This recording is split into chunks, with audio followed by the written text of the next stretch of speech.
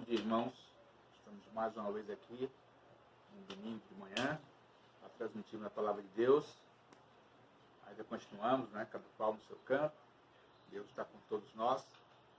Sei que em breve voltaremos a nos reunir como igreja, mas enquanto nós estivermos, Deus tem nos dado essa oportunidade de transmitir a sua palavra, de compartilharmos com os irmãos, de ter um tempo para aprender sempre a sua palavra.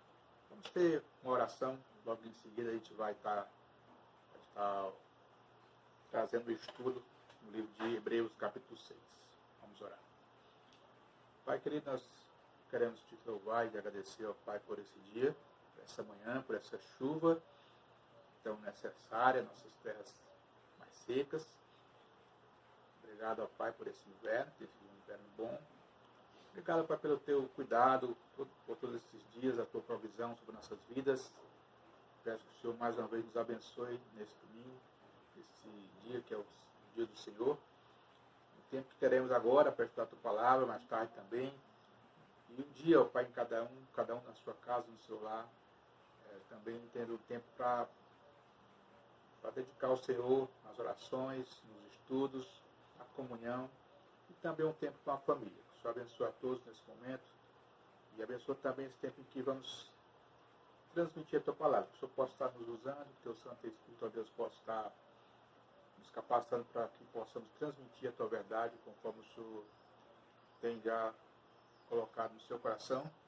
Também que o Senhor abençoe os nossos irmãos, cada qual em sua casa, no seu lar, mas também que eles possam ter um tempo para refletir, para aprender e que o teu Espírito realmente ilumine a capacidade de cada um na sua compreensão e também no momento em que cada um de nós temos que colocar em prática aquilo que aprendemos do Senhor. Assim te rogamos, ó Pai, te pedimos, ó Deus, em nome de Cristo. Amém. Então, irmãos, abra aí a sua Bíblia. O texto está no livro de Hebreus, capítulo 6. E a gente vai ler apenas os versículos 13 a 20. Então, você pode acompanhar na sua Bíblia. Hebreus, capítulo 6, versículos 13 a 20. Assim diz a palavra do Senhor. Quando Deus fez a sua promessa a Abraão, por não haver ninguém superior por quem jurar, jurou por si mesmo, dizendo: esteja certo de que eu abençoarei e farei numerosos seus descendentes. E foi assim que, depois de esperar pacientemente, Abraão alcançou a promessa. Os homens juram por alguém superior a si mesmos, e o juramento confirma o que foi dito, pondo fim a toda discussão. Querendo mostrar de forma bem clara a natureza imutável do seu propósito para com os herdeiros da promessa, Deus o confirmou com o juramento, para que, por meio de duas coisas imutáveis, nas quais é impossível que Deus minta, sejamos firmemente encorajados, nós que nos refugiamos nele, para tomar posse da esperança a nós proposta. Temos esta esperança como âncora da alma, firme e segura, a qual adentra o santuário interior por trás do véu, onde Jesus, que nos precedeu, entrou em nosso lugar, tornando-se sumo sacerdote para sempre, segundo a ordem de Melquisedeque. Amém. Muito bem, irmãos. A gente deu socorro ao nosso coração nesse texto e temos lido e olhado alguns comentários, refletidos sobre o tema. E a gente resolveu falar sobre esse tema que é muito importante para as nossas vidas, especialmente nos dias que a gente tem vivido. Há uma palavra aqui interessante que está usando como tema, que é a âncora, A âncora da alma. É o nosso tema, A âncora da alma. As tempestades, meus irmãos, elas da vida, elas nos colocam em risco a vida humana, a alma humana. E quando eu falo alma, no sentido do ser humano por completo, Aí a sua espiritualidade, os seus sentimentos, enfim. Muitas vezes a pessoa com aquilo que o mundo traz de dificuldade, que a gente chama de tempestade, a vida fica em risco, a alma fica em risco. A âncora é um instrumento usado para segurar as embarcações por exemplo, se ela for atracar algum porto ou parar em algum local onde for necessário, e também dá mais segurança nos momentos em que o mar está agitado, momentos de tempestade. Então a âncora segura o navio ali, ela dá uma estabilidade nos momentos de turbulência. Né? E nós vivemos dias muito turbulentos. Não é preciso dizer para vocês que vocês sabem do que está ocorrendo hoje no mundo, né? Em termos de violência, em termos de lutas por bandeiras diversas, né? Tanto na ordem social ou política, né? Isso no mundo como um todo e no Brasil principalmente. Né? E todos nós somos de alguma forma afetados por isso, a condição econômica, a condição da área de saúde. Né? E, enfim, são coisas que nós entendemos como se fosse uma grande e forte tempestade a assolar a humanidade, tornando esses dias muito difíceis. E isso gera o quê? Gera insegurança, gera incerteza. Né? E a gente sabe que em cenários assim, tão complicados, tão difíceis, muitas pessoas têm a sua esperança abalada. E outros até mesmo perdem a esperança. Né? Porque a gente não precisa dar uma de super crente, né, de super-herói, para entender que se a gente for penetrar nos problemas do mundo e que afetam nossas vidas, a gente fica abalado.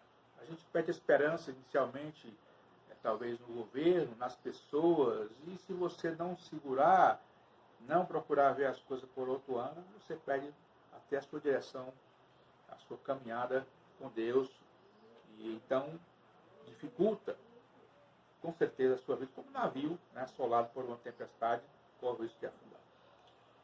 E é uma pergunta que a gente tem para nós mesmos, é onde nós estamos depositando a nossa fé, a nossa esperança. Né? Como está a sua esperança? Está firme? Né? Quando o autor de Hebreus escreveu essa carta, ele escreveu para os crentes. Os hebreus, crentes, convertidos, que estavam espalhados em alguns locais já naquele tempo. E esses judeus, eles passavam por grandes provações, né? Porque ao se converterem, eles sofriam pressão por parte dos outros judeus, que os viam como traidores, hereges, e sofriam pressão que os outros crentes já sofriam das perseguições do Império Romano, enfim, de tantas outras áreas que afetavam ali aqueles que criam naqueles dias. Então a carta foi escrita para incentivar, para confortar, para exortar, né? Para dar esperança, renovar a esperança daquele grupo de pessoas. E essa carta, então, se aplica a todos os crentes também, a todos nós, no sentido de que ela também nos leva a refletir sobre essas questões das dificuldades da vida que nos assolam, né? Nos afetam. Mas o autor, quando escreveu, ele viu grande possibilidade de haver entre os judeus convertidos pessoas que se desviassem, pessoas que se desistissem da fé, que apostatassem. Né? Então, ele viu que aquelas pessoas precisavam se firmar nas promessas de Deus. E ele usou inicialmente aqui, grande parte do texto, na sua argumentação, a pessoa de Abraão. Por que Abraão? Porque Abraão era o pai da fé. Abraão era o fundador, o patriarca da nação de Israel. Então, uma figura muito, muito reverenciada dentro da cultura da religião judaica. E é claro que a todos nós também. Né? E pela sua fé, né? Pela sua determinação, a história de Abraão tem muitos ensinamentos para todos nós. Né? Ele foi um excelente exemplo para aqueles crentes de encorajamento, de prosseguir na sua luta, na sua caminhada. Então, vamos aqui ao texto, versículo 13. E ele aborda uma questão que a gente precisa pensar um pouquinho, que é a questão do juramento. Sempre que a gente lê essa questão aqui de falar em juramento, a gente lembra do que Jesus disse, né, que não jureis, né, e tal. E seja a sua palavra sim, sim, e não. Isso aplicado a nós cristãos, aos homens. Né? No entanto, havia um costume entre as pessoas, e a gente sabe que ainda hoje há, de jurar. Né? Os judeus tinham muito esse costume, outros povos também tinham. Tudo que eles faziam e que exigia que a pessoa cumprisse aquilo que estava sendo dito, né, a sua palavra, a sua promessa, isso era feito através de juramento. E jurava-se por alguma coisa que garantisse que aquela palavra seria cumprida. Esse costume entre eles. Né? E quando o autor escreveu, especialmente para judeus convertidos, eles já haviam se convertido, mas muitos dos seus costumes antigos não se desligavam facilmente. A gente vê que o próprio apóstolo Paulo ainda não habituou-se na sua caminhada de algumas práticas de anos de judaísmo. Né? Então, era uma prática que os judeus tinham. Então, para que eles entendessem, ensinassem, o autor usou esse argumento que era muito fácil deles entenderem, muito familiar para o entendimento dos judeus naqueles dias. Né? Então, ele fala sobre a questão de juramento. Quando Deus fez a sua promessa a Abraão, por não haver ninguém superior por quem jurar, jurou por si mesmo. A gente está lembrando aqui no caso de Abraão, você pode lembrar das promessas de Deus a Abraão, o pacto, né? Abraão. Ele faz referência aqui, que está entre aspas, no versículo 14, dizendo, esteja certo que eu abençoarei e farei muito numerosos os seus descendentes. A palavra da promessa de Abraão. Abraão é um exemplo fundamental para nós como cristãos. Primeiro pelo seu chamado, onde ele largou tudo e atendeu o chamado de Deus e levou o que tinha, deixou talvez muitas coisas, inclusive parentela, e foi para uma terra desconhecida. Obediência, fé, determinação, né? E a promessa de que dele e Sara, sua esposa, geraria-se uma descendência. Né? E eles já tinham passado em muito o tempo de gerar filhos. Né? Tanto Abraão já tinha seus 90 anos, Sara também, e já tinha passado toda aquela prática do costume das mulheres, enfim, como a Bíblia relata. Então, a promessa exigia, né, fé, realmente, né, determinação, olhar para Deus e entender que aquele que ele prometia, de fato, tinha condições de cumprir. Então, ele faz referência aqui a Abraão nessa questão do pacto que ele celebrou com Abraão, está no versículo 14, faz referência a isso, né, e diz que, versículo 15, e foi assim que depois de esperar pacientemente, Abraão alcançou a promessa. Então, voltando um pouquinho à questão do juramento, e diz aqui que Deus fez um juramento que não podia jurar por nada superior, porque Deus está acima de todos, então jurou por si mesmo. Né? Na verdade, quando se fala em juramento é uma garantia de que o pacto firmado, a palavra dada, será cumprida. É assim em todas as áreas da vida. Por exemplo, se você precisar de alguma coisa, de algum valor de alguém, se alguém lhe prestar, ou se for no caso um banco, né, vai exigir uma garantia para que você cumpra a sua promessa de devolver aquilo que você pegou. Né? É assim que funciona em todas as áreas da sociedade. Então, por exemplo, se você tem um carro e você recorre a uma companhia de seguros, então você paga aquela pólice e na esperança de que aquela empresa tenha um suporte suficiente para garantir a reposição até mesmo do seu próprio carro se ele sofrer um acidente que ele não for mais utilizável. Né? Então, essa garantia é como se fosse um juramento. Né? Eu juro que eu vou, né, honrar isso aqui. Mas como é que você vai jurar? Pelaquela condição que você tem de atender aquilo que foi dito, aquilo que foi feito o acordo. Né? Então, nesse sentido, Deus usou essa prática comum dos homens para trazer a Abraão, ou para trazer para todos nós, o autor de Hebreus, essa lição importante, né?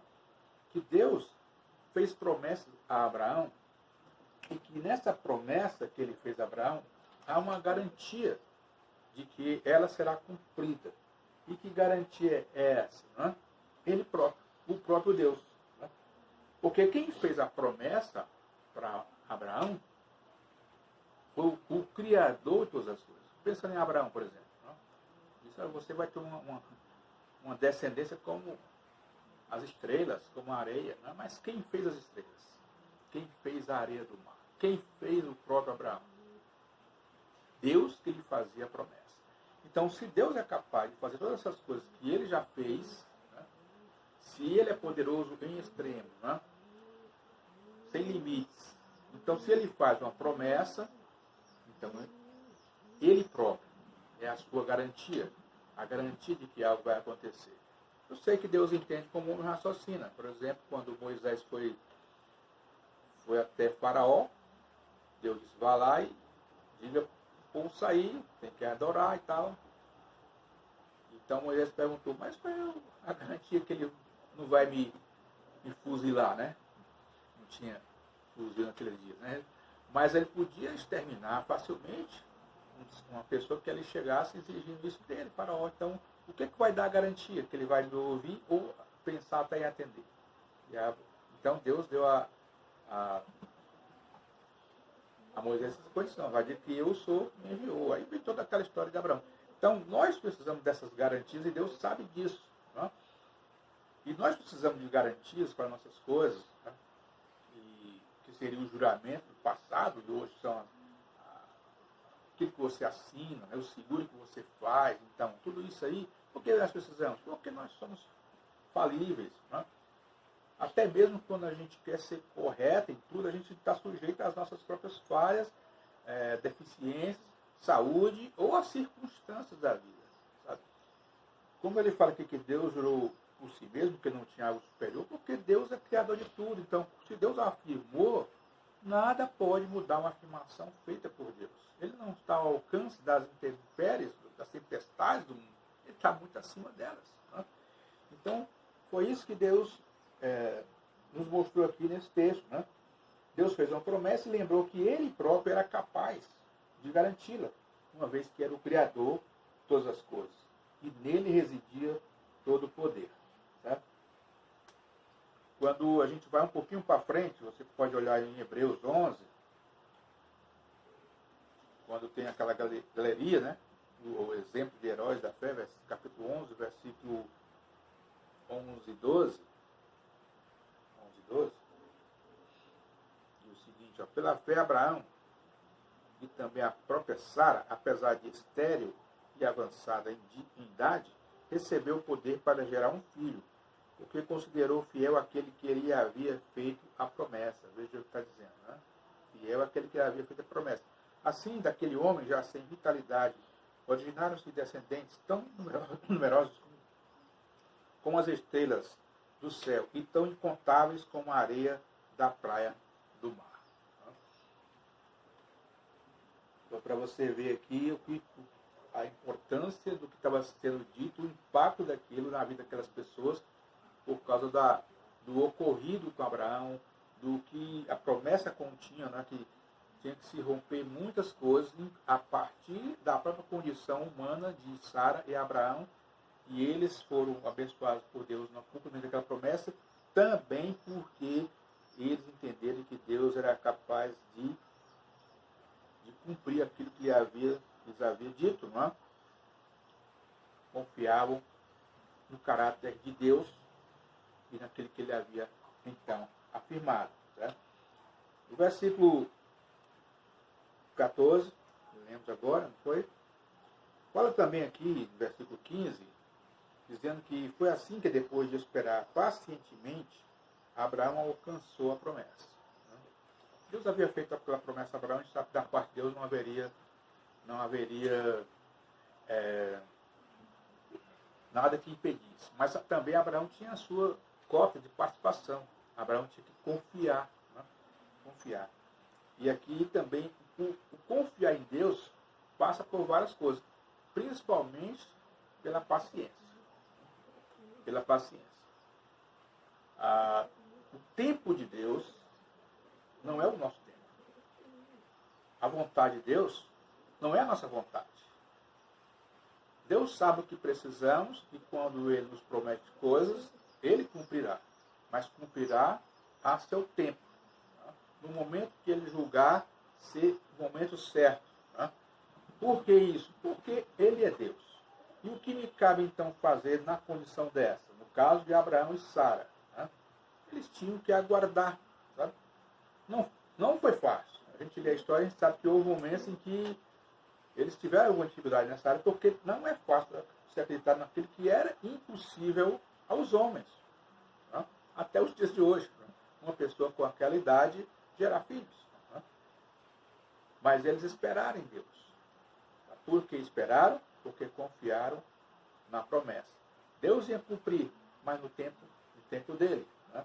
Não seria o descendente de Abraão, não seria o filho, né, de um servo, um escravo seu. Não, seria o seu próprio filho, para se cumprir o que Deus havia determinado.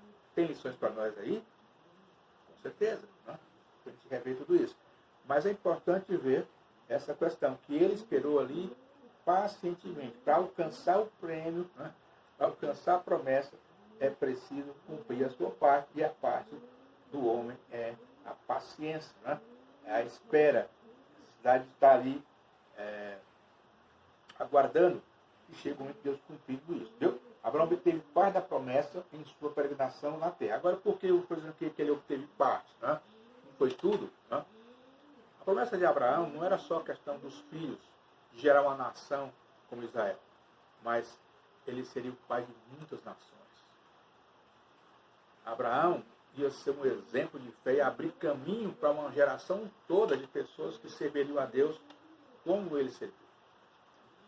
E essa geração que viria depois dele até os nossos dias, a herança não era só alcançar a promessa no aspecto humano, terrestre, mas ela vai além disso. Né? O próprio Abraão, diz o texto bíblico, que ele viveu na terra prometida como se fosse um peregrino. Como se fosse um peregrino. Porque ele sabia que a sua herança não era só aquela. Tá? A sua herança estava nos céus.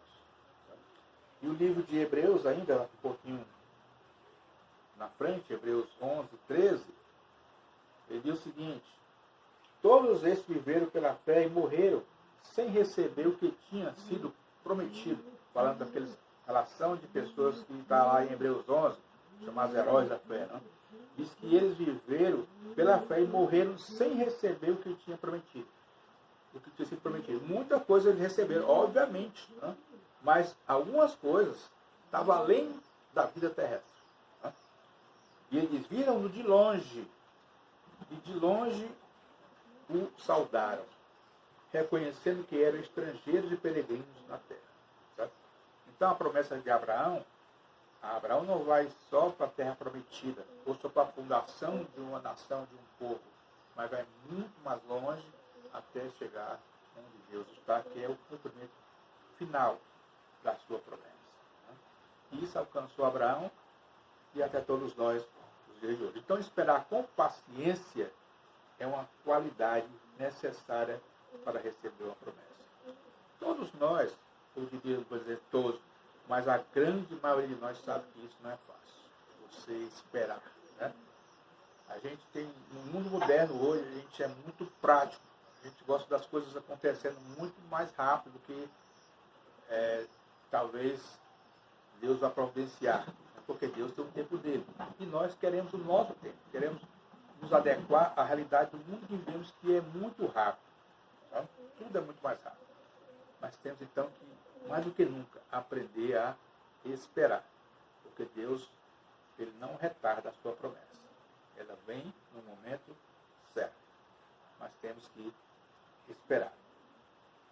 Versículo 16, aí diz que os homens juram por alguém superior a si mesmos. E o juramento confirma o que foi dito, pondo fim a toda discussão. A gente já explicou então sobre isso.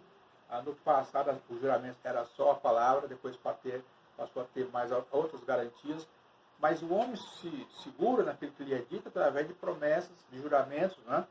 Que lhe asseguram que aquele dito, que aquele prometido vai ser cumprido. Isso é da natureza humana, até, como eu disse antes, porque nós somos falíveis, até mesmo quando queremos ser corretos, ser perfeitos, nós não conseguimos ser. Então o homem se assegura de que tal coisa vai acontecer. Né? Então Deus, quando olhou para nós, ele contemplou essa nossa fraqueza e disse: não, eu vou prometer a vocês, mas vocês sabem que quem está prometendo, cumpre, não falha. Né? Então ele é a sua própria garantia, a garantia da sua própria palavra. Né? Mas entre os homens esse costume era comum e continua sendo. Né? Versículo 17. Querendo mostrar de forma bem clara a natureza imutável do seu propósito para com os herdeiros da promessa, Deus o confirmou com o juramento. Então, mais uma vez, o autor continua usando o mesmo argumento, dizendo o seguinte, que Deus, querendo ser bem enfático naquilo que ele estava dizendo, na sua promessa, olha, você vai dar origem a uma nação, a sua descendência vai ser como as estrelas, como a areia do mar, enfim. Então ele se interpôs ali como ele próprio sendo a garantia de tudo aquilo que ele estava ali afirmando para Abraão. Certo? E diz aqui no versículo 17, né, que ele querendo mostrar de forma bem clara, né, bem enfática, a natureza imutável do seu propósito para com os herdeiros da promessa, Deus o confirmou com o juramento. Ora, faz menção aqui a algo interessante, que há a natureza imutável do seu propósito. E os propósitos de Deus, de fato, eles são imutáveis. Então, quando Deus tem os propósitos em relação à nossa vida, a vida de Abraão, a minha vida, a sua vida, a vida da igreja, né? Os propósitos de Deus, eles são imutáveis. Nada pode mudar aquilo que Deus tem como propósito para si, ou para o seu povo, para o mundo, enfim. Os propósitos de Deus são imutáveis. Nada pode alcançar, para alcançar e tentar impedir, né, para que aquele que Deus propôs não seja concretizado. Então essa afirmação está em muitos pontos bíblicos, porque deixa bem claro isso, que aquilo que Deus propõe, os seus propósitos, são imutáveis.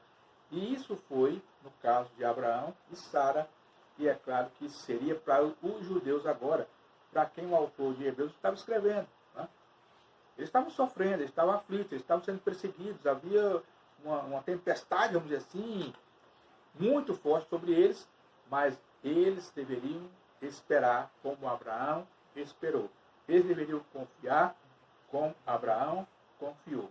Porque a forma como Deus contemplou Abraão com a sua promessa, com a concretização da sua promessa, ele faria com o seu povo naqueles dias também e faz conosco também hoje. Versículo 18. Quando ele fala aqui também em versículo 17 ainda, herdeiros, né? Acho que é 17 que ele fala, no final é assim, para com os herdeiros da promessa. Essa promessa, claro que faz menção aos crentes ali do Antigo Testamento, a partir do próprio Abraão, mas também faz menção a todos os cristãos já do Novo Testamento. Porque as promessas, elas chegam até nós e vão além de nós, né? Que vivemos nos dias de hoje. Né? Ela alcança a todos. Então, nós que somos herdeiros da promessa, temos que confiar de que o propósito de Deus, ele é imutável. Ele é imutável. Agora, os versículos 18 a 20, vamos para o 18 primeiramente, para que, por meio de duas coisas imutáveis, nas quais é impossível que Deus minta, sejamos firmemente encorajados. Nós, que nos refugiamos nele, para tomar posse da esperança a nós proposta. É interessante aqui ver esse argumento do autor. Ele fala aqui de duas coisas imutáveis. Porque é impossível que Deus minta. É claro que é impossível que Deus minta. O caráter de Deus é a verdade. Ele é o autor da verdade. Né? Então Deus, de uma forma impossível, voltaria atrás, não cumpriria. Né? Porque Deus é o Deus da verdade. Ele é o autor da verdade. Né? Ele mantém a verdade. Então é impossível que Deus minta. Porque a verdade faz parte do caráter divino. E esse jamais pode ser alterado. Pode ser alterado. Então, e o que garante, ele fala aqui de duas coisas que estão imutáveis. Que coisas que ele se refere, né? Se refere. Na verdade, o autor queria fazer referência às promessas que ele havia feito e o juramento. Né? Promessa e juramento, aquela garantia. Mas, na verdade, essas duas coisas se tornam uma só. Né? Porque as promessas vêm nas palavras, né, do próprio Deus. E a sua palavra é a própria garantia. Ou seja, aquele que está dizendo aquilo, ele próprio garante. Né? Então, aquilo, na verdade, é uma coisa só. Né? Paulo traz essas afirmações para mais perto de nós, quando ele inclui a pessoa de Cristo como essa garantia dessas verdades. Lá em 2 Coríntios 2, versículo 2 Coríntios 1, versículo 20, desculpe, 2 Coríntios 1 e 20, diz o seguinte: pois quantas forem as promessas feitas por Deus, tantas têm em Cristo o sim. Por isso, por meio dele, o amém é pronunciado por nós para a glória de Deus. Tantas quanto for a promessa, Cristo feita por Deus, Cristo diz sim. É verdade. Tudo que foi afirmado por Deus se cumpre, porque Deus não pode mentir, porque essas coisas imutáveis fazem parte do seu próprio caráter, que é imutável. Tá? É imutável.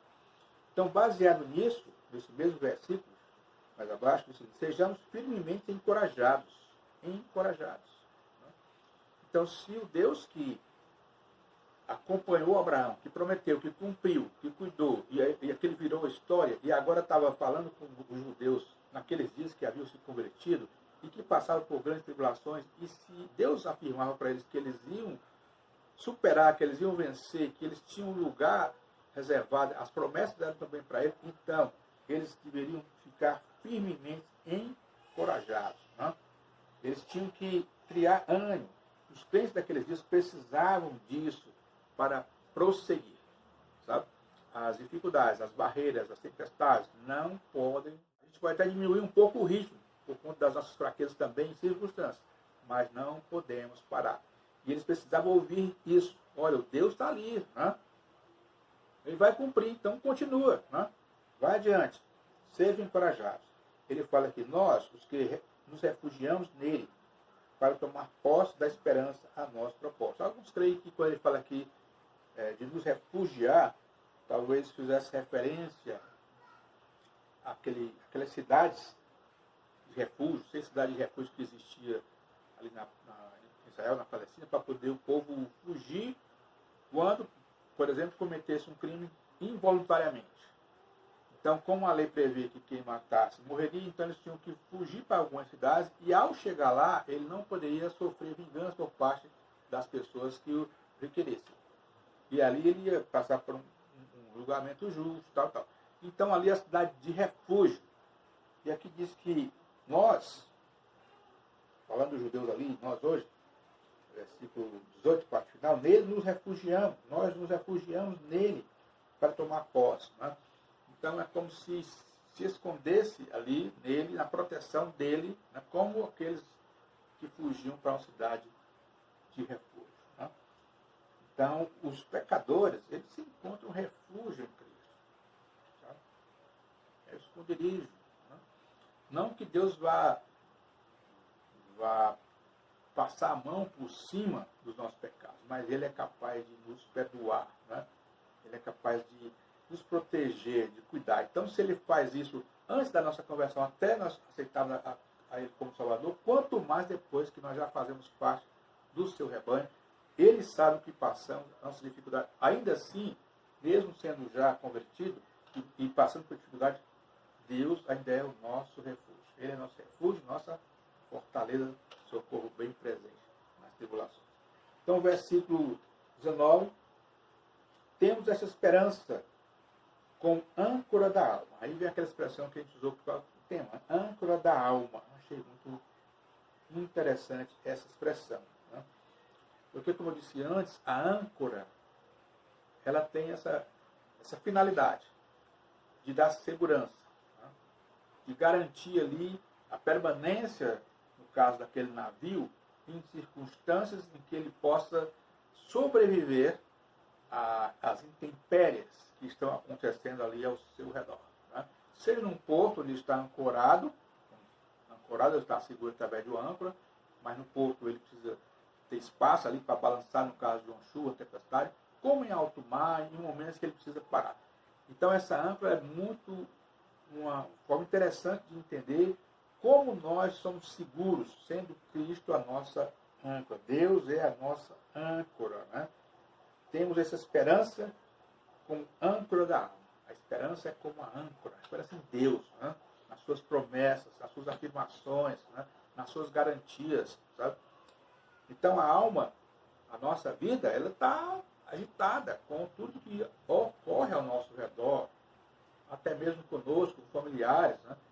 A gente pode até se chocar, se abalar e tudo, mas jamais seremos levados pela correnteza se a nossa âncora, a nossa esperança está firmada nele. Uma âncora, ela é jogada até alcançar uma superfície e ela acha um canto em que ela se segura, geralmente pedras, rochas, né, que garantem que quando o navio puxar, por causa do vento, ela vai segurar. A nossa esperança, a nossa âncora está em Deus, em Cristo. Né? Se nós lançarmos sobre Ele, né, a nossa âncora de esperança, vamos estar seguros. A tempestade pode nos arrastar para ali e para acolá, mas não vai nos derrubar, não vai nos levar, porque a nossa âncora está firmada na segurança da rocha, que é Cristo. Né?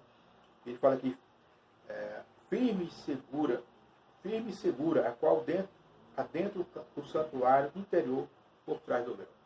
Ele diz que a âncora, ela tem isso, ela traz segurança, ela traz firmeza, isso é verdade. Né? Quando confiamos em Deus, a esperança está nele, isso nos dá uma segurança, isso nos deixa firmes. Mas também, aí ele já vai avançando um pouco na sua comparação e diz que essa âncora da esperança, ela está adentrando o santuário interior por trás do véu. Aí ele vai para aquela figura do templo, que tinha um santuário, tinha as cortinas, tinha um santo lugar e depois o santo dos santos, um local impenetrável, porque ali estava a glória de Deus. Somente o sumo sacerdote entrava ali uma vez só por ano para fazer o ritual pelo todo o seu povo, mas ele não tinha autoridade para levar ninguém após ele. Ele próprio estava sozinho e ainda assim nas condições que a lei previa. Aqui diz que Jesus entrou em nosso lugar. Né? Temos essa esperança, o qual adentra o santuário interior por trás do véu. Né? A esperança entra, avança o véu. Né? Passa por aquele que só o sumo sacerdote entrava, mas ele entra ali. E diz mais, versículo 20, onde Jesus, que é o palavra, que nos precedeu, ou seja, aquele que nos deu lugar para também ali entrar. Ou seja, antes, o santuário, o local mais íntimo, a presença de Deus, só era acessível ao sumo sacerdote uma vez por ano. Mas quando Jesus entrou ali, né, ele nos precedeu, ele abriu espaço para nós. Agora nós podemos entrar na presença de Deus. Nós podemos alcançar o nosso Deus, podemos orar ao nosso Deus, podemos ter acesso a Deus para pedir, para interceder, né, para buscar o Senhor na sua presença. Né? E ele nos garantiu isso. Né? Ele entrou primeiro e abriu espaço para nós. Ele entrou em nosso lugar, tornando-se sumo sacerdote para sempre, segundo a ordem de Melquisedeque. Então, você vê que a história começa com Abraão e termina finalizando com Jesus. Tá? Porque aqueles ali que viviam, aqueles judeus, já eram cristãos. E aquela história de Abraão, embora fosse a história dos judeus, é a história da fé. E a fé é de todos nós. Né? E o exemplo de Abraão é marcante para a vida daqueles homens ali, foi marcante para eles, e é marcante para mim e para todos nós nos dias de hoje. Né? E aí a gente volta àquela nossa pergunta. Tem lições para nós nesse texto? Obviamente que sim. Obviamente que sim. Né? A gente passa as dificuldades na vida, passamos. Algumas mais intensas do que outras. Algumas pessoas mais do que outras. Né? Enfim, mas todos nós temos muitas dificuldades. Esses dias, todos nós estamos descrevendo como dias difíceis, dias de perdas, dias de choro, de sofrimento, de angústia, né? Dias de inquietação. Né? Enfim, esses dias são dias que nos mostram mais ainda o quanto nós precisamos estar com a nossa âncora firmada nele. Porque se estiver firmada nele, nós vamos estar realmente firmes. Vamos manter a nossa fé, vamos manter a nossa esperança, né? Vamos estar realmente seguros. Sabe? Aquela igreja, naqueles dias, precisava dessa mensagem. Eu creio que as nossas igrejas de hoje também precisam. Né? Também precisam.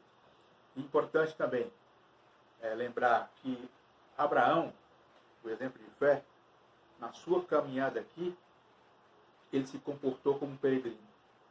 Embora Deus tivesse dado a ele aquela terra. Isso para nós também é um grande exemplo. Né? Nós aqui estamos como peregrinos. Óbvio que Deus nos dá o privilégio de viver nesse mundo e participar das coisas que nele acontecem. até mesmo para podermos comunicar a sua palavra, alcançar a vida, abençoar pessoas. Nós somos a igreja chega onde as pessoas precisam. Né? Mas nós nunca devemos esquecer que nós estamos aqui como peregrinos. Que Deus nos abençoe aqui, que muitas das suas promessas aqui mesmo se cumprem. Mas há coisas melhores ainda para acontecer conosco lá nos céus. Onde nós contemplamos de longe, na esperança, mas temos certeza que lá chegaremos. Porque assim como ele entrou no véu, se tornou o precursor, aquele que nós haveríamos de seguir, o fato de ele entrar nos céus, quando ele voltou para a sua glória, abriu espaço para nós que cremos. No dia que ele nos chamar, também estarmos à sua presença. Então, meus irmãos, as promessas de Deus, elas são imutáveis e são valiosas. Precisamos levar isso em consideração para termos os dias mais tranquilos, mesmo no meio da turbulência. Por quê? Porque a nossa âncora está firmada em nosso Deus. Amém? Vamos orar. Querido Deus e Pai, nós queremos te agradecer por esse momento que aqui compartilhamos a tua palavra. Rogamos que o Senhor possa estar abençoando os irmãos que têm assistido a essa transmissão ao vivo, aqueles que vão assistir depois, que o Senhor também nos abençoe, aqueles que são de mais longe, talvez aqueles que não ainda te conhecem, todos aqueles que tiveram a oportunidade de ouvirem essa palavra, que o Senhor possa falar aos seus corações. Eu sei que o Senhor sabe como agir na necessidade de cada uma pessoa que escuta a tua palavra. Que o Senhor possa cumprir isso na vida dessas pessoas. Nossa oração é que haja entendimento, que haja salvação para aqueles que não creem ainda, que haja, ó Pai, firmeza, restauração na sua fé, na sua esperança, para aqueles que já foram alcançados por Ti e que muitas vezes estão sendo balançados no meio de uma turbulência que hoje vive o nosso mundo. Assim nos abençoa, Pai, nesse momento, nos seguimos aqui com o Teu cuidado, a Tua paz, e pedimos que o Senhor abençoe cada lar, cada família também durante esse dia. Te rogamos, ó Pai, por isso, te agradecemos, ó Pai, em nome de Cristo. Amém.